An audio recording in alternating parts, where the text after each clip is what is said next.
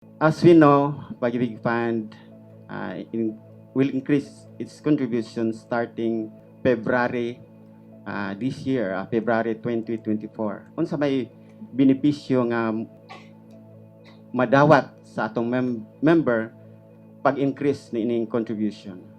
Firstly, kung ang imong contribution mo increase, ang imong savings with Pag-IBIG Fund will also increase.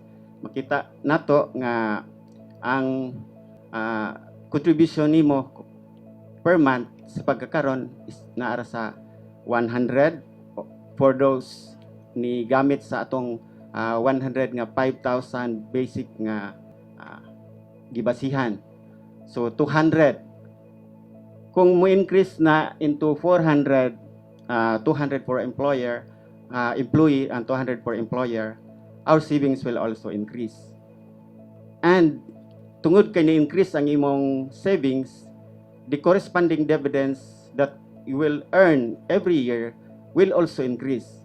Kung dako ng imong contribution, ang imong contribution plus dividends yearly, mo earn man na, accumulated man na siya. Then, ang imo sang, kung natay mga panginahanglan every year or every 6 months, natay available nga window which is called nato multipurpose loans. So mo increase sa imong availment sa imong loan.